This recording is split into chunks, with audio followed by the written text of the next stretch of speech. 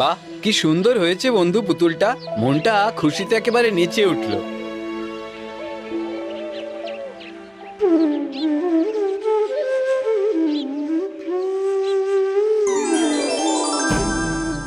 ও কি ও ও ও কি হচ্ছে বন্ধু?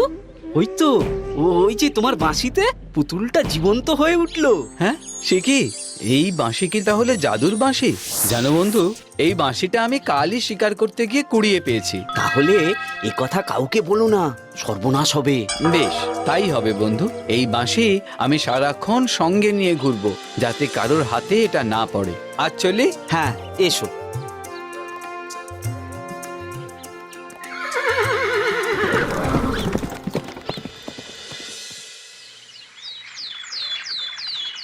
হরিনাম আর রাজকুমার অনন্ত বর্মন হলায় গলায় বন্ধু। হরি মাটির পুতুল বানিয়ে হাটে বিক্রি করে, আর অনন্ত যায় তার সঙ্গে শুধু তাকে সঙ্গ দেবে বলে। পরস্পর পরস্পরকে একদিন দেখতে না পেলে যেন প্রাণে মারা যায়। অন্যদিকে বাবা, তুমি মারা যাওয়ার আগে তোমার সব ক্ষমতা দিয়ে যাবে বলেছিলে, আমার আর সে সময় নেই বাছা। কিন্তু আমি যে এই পৃথিবীর সর্বাধিকারী হতে চাই বাবা। জানি বাবা, তুই এক কাজ কর, আমার মৃত্যুর পর সাতগাঙের হরিনামকে দিয়ে আমার একটা মাটির মূর্তি বানা। তারপর সেই রাজ্যের রাজকুমার অনন্ত বর্মনকে এনে বাঁশি বাজিয়ে আমার প্রাণদান কর। তারপর আমি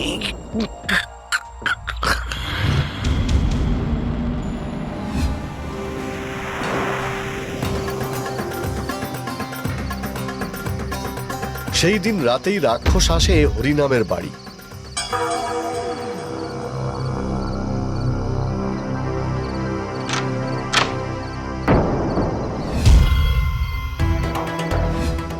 মা, মা, রাক্ষস, রাক্ষস, মা, বাঁচাও।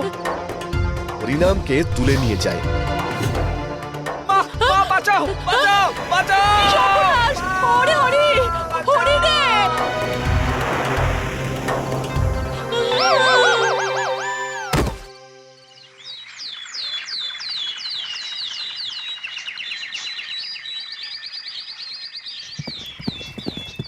পরের দিন সকালে রাজপুত্র অনন্ত বর্মন এসে বন্ধুর খোঁজ করে। হরির মা জানায়, এ কি, এত ভিড় কেন এখানে? কি হয়েছে? হরি, হরি! বাবা অনন্ত, তোমার বন্ধুকে রাক্ষসে তুলে নিয়ে গেছে গো। হ্যাঁ, সে কি? কি বলছেন এসব? হ্যাঁ বাবা, হরিকে এসে তুলে নিয়ে গেছে। কি বলছেন এসব? কোন দিকে গেছে আপনি দেখেছেন মা? জানি না বাবা, জানি না। তুমি আমার হরিকে ফিরিয়ে এনে দাও বাবা, আমার হরি। হরি কাঁদবেন না মা, রে। কষ্ট পাবেন না। আমি কথা দিচ্ছি, আমি আমার বন্ধুকে ফিরিয়ে আনবই। আর এক মুহূর্ত দেরি না করে রাজপুত্র উদ্ভ্রান্তের মতো ঘোড়া ছুটিয়ে দেয়। উদ্দেশ্য, তার বন্ধুকে সে ফিরিয়ে আনবেই।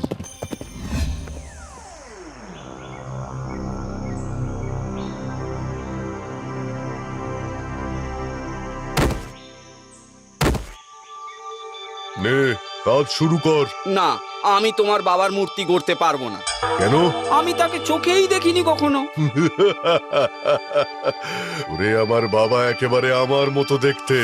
আমাকে দেখে তার মূর্তি গড়ে ফেল, আর এমন করে গড় যাতে তাকে আমি জীবন্ত করে তুলতে পারি। মানে জীবন্ত করবে মানে? ওরে বাবা, আমি হব এই পৃথিবীর শ্রেষ্ঠ জীব।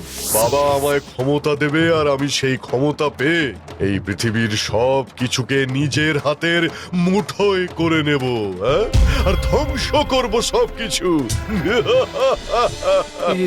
এসব কি বলছো তুমি? হ্যাঁ, আর মাটির মূর্তি গড়া শেষ হয়ে গেলেই তোদের রাজপুত্র অনন্ত বর্মনকে ধরে আনবো। সে বাঁশি বাজালেই আমার বাবা বেঁচে যাবে। না না না, তবে এ কাজ আমি কিছুতেই হতে দেব না। আমি মূর্তি করতে পারবো না।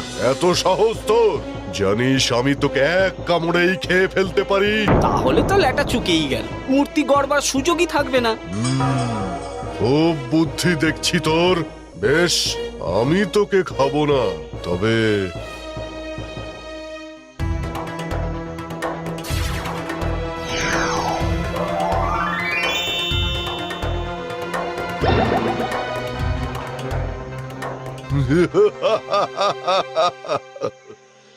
লোকালয়ের মধ্যে যে রাক্ষস থাকবে না এটা ঠিক, কিন্তু কোথায় থাকতে পারে সে? আমাকে খুঁজতেই হবে, যে করেই হোক। কিন্তু এত মানুষ থাকতে হঠাৎ আমার বন্ধু হরিনামকেই তুলে নিয়ে গেল কেন? তাছাড়া এর আগে তো এ রাজ্যে রাক্ষসের উৎপাত শুনিনি। রাজপুত্র বন্ধুর খোঁজে লোকালয় পেরিয়ে, মাঠ পেরিয়ে রাতে গভীর জঙ্গলে প্রবেশ করে। কি গভীর জঙ্গল! এত রাত হয়ে গেছে, কিছুই দেখাও যাচ্ছে না। কোন দিকে যে যাই? ওই তো একটা আলো দেখা যাচ্ছে, তার মানে ওখানে কেউ না কেউ আছে।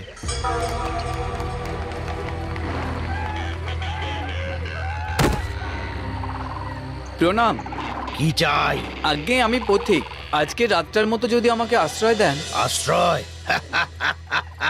দেখে তো মনে হচ্ছে তুমি রাজার সন্তান। আগে হ্যাঁ, আমি রাজকুমার অনন্ত বর্মন। বেশ রাজকুমার, মারে তোর কি লীলা।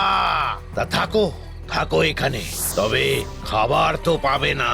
না, শুধু জল পেলেই চলবে। ওই মন্দিরে বাতাসা আছে, আর কলসি থেকে জল গড়িয়ে খাও। রাতে ওই মন্দিরেই থাকতে হবে, পারবে তো? পারবো, অজস্র ধন্যবাদ। বেশ বেশ বেশ, আমি গেলাম আমার গৃহে।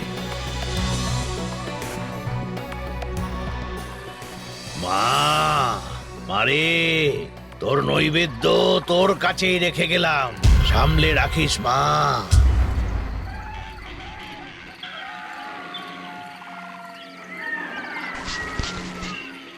রাজপুত্র তার ঘোড়াটাকে গাছের সাথে বেঁধে মন্দিরের চাতালে উঠে এসে মাকে প্রণাম করে।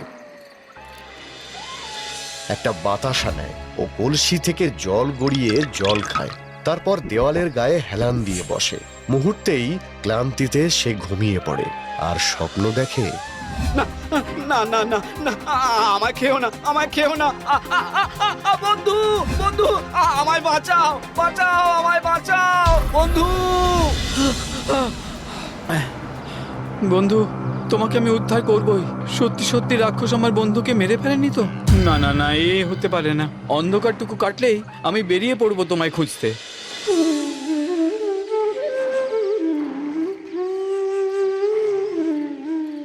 বৎস, কে? আমি এই মন্দিরের দেবী। মা, তুমি? হ্যাঁ বৎস, তোমার বাঁশি আমায় জাগিয়ে তুলেছে। আমার কি সৌভাগ্য মা। না বাছা, তোমার ভাগ্য এই মুহূর্তে সুপ্রসন্ন নয়। কি বলছেন? ভোর না হতেই ওই কাপালিক তোমাকে আমার পুজোর নৈবেদ্য দেবে। তারই আয়োজন করতে ও দ্রুত গৃহে গেল। মা, ওর অসম্ভব ক্ষমতা, আর সেই ক্ষমতা বলেই ও আমাকে বন্দী করেছে। আমার শক্তিকে কাজে লাগিয়ে ও সর্বশক্তিমান হতে চায়। তোমার এই বাঁশি আমাকে আমার বন্দী দশা থেকে মুক্তি দিয়েছে বৎস। সবই বাঁশির গুণ মা। হ্যাঁ বৎস, এ বাঁশি যদি কোনো সম্পূর্ণ মূর্তির কানে যায় তবে সে মূর্তি জেগে উঠবে, আর অসম্পূর্ণ মূর্তির কানে গেলে সে ভেঙে টুকরো টুকরো হয়ে যাবে। এই যে জাদুর বাঁশি। আমি এখন তবে কি করব? তুমি এখান থেকে এক্ষুনি পালাও বৎস।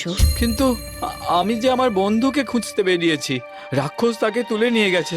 কোন পথে যাব কিচ্ছু জানি না। এই জঙ্গলের উত্তরে একটি গুহা আছে, সেখানে সে বন্দী। যাও, তাকে উদ্ধার করো।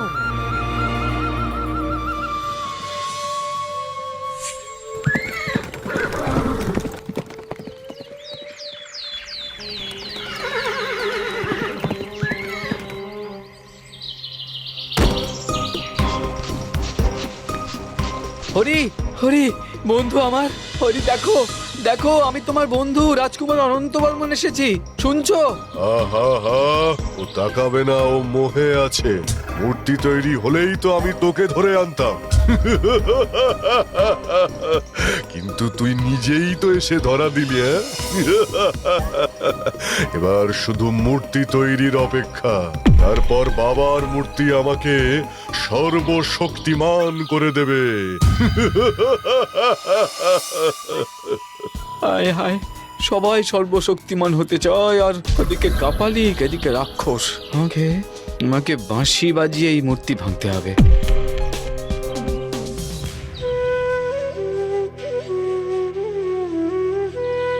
ব্যাস, রাজকুমার বাঁশি বাজানোর সঙ্গে সঙ্গে খরগোশের মূর্তি ভেঙে গুড়িয়ে মাটিতে পড়ে যায়। ভেঙে যায় হরির মোহ। বন্ধু বন্ধু তুমি এসেছো? এই রাক্ষস আমাকে দিয়ে ওর বাবার মূর্তি গড়িয়ে সর্বশক্তিমান হতে চেয়েছিল। তোদের শেষ করে দেব এক্ষুনি। এক্ষুনি আমি দু হাতে তোদের চিপে অনন্ত, ওই মূর্তির মাটি ওর গায়ে ছুঁড়ে মারো, তাহলেই ও শেষ হয়ে যাবে। যাও যাও, ভয় পেও না, যাও যাও অনন্ত।